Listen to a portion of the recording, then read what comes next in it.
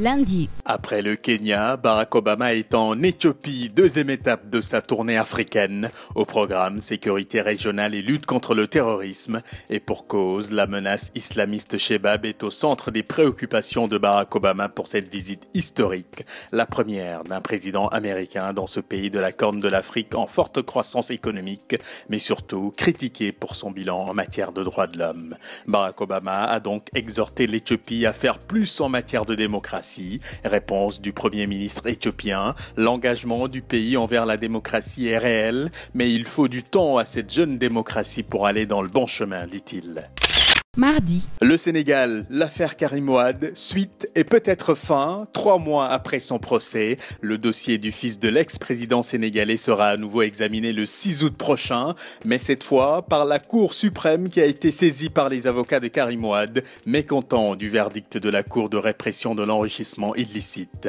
L'enjeu est de taille puisqu'il s'agit de sceller définitivement ou non le sort de l'ancien ministre du ciel et de la terre. Son avenir politique en dépend aussi, lui qui a été désigné du fond de sa cellule, candidat du PDS pour les prochaines élections présidentielles.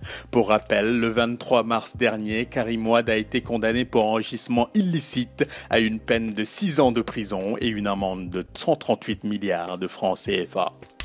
Mercredi. La rumeur courait depuis un moment, cette fois-ci l'information semble confirmée. Le Mollah Omar, chef suprême des talibans, est mort il y a 2 ans. C'est ce qu'annoncent les services de renseignement afghans. Le Mollah Omar n'avait plus été vu en public depuis l'intervention américaine en Afghanistan en 2001. Célèbre pour son œil crevé suite à un éclat d'obus, il était l'un des hommes les plus traqués de la planète, ennemi public numéro 1 des États-Unis après les attentats du 11 septembre. Jeudi. L'espoir est aujourd'hui vraiment permis. L'Organisation mondiale de la santé annonce avoir trouvé un vaccin contre Ebola, un vaccin efficace à 100%. Il a été testé en Guinée sur 4000 personnes. Aucune n'a été contaminée par la suite.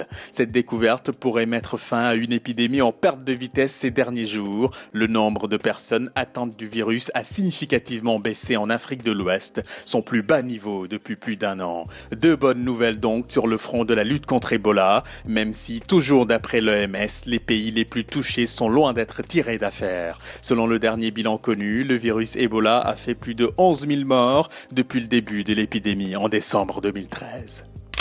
Vendredi. Faut-il craindre un nouveau cycle de violence entre Israël et la Palestine? Le Hamas promet une punition à la hauteur du crime après la mort d'un bébé palestinien de 16 mois, brûlé vif dans la maison de ses parents en Cisjordanie. Un incendie criminel attribué à des extrémistes israéliens. Fait rare, le Premier ministre israélien lui-même dénonce un acte terroriste. Plusieurs milliers de soldats de l'État hébreu ont été déployés sur les routes de Cisjordanie, officiellement pour retrouver les coupables, mais aussi certainement pour tenter d'empêcher des représailles palestiniennes contre les colons israéliens installés en Cisjordanie. Le Monde, le Sénégal, Adieu News. L'info avance. Bon week-end, bonne semaine.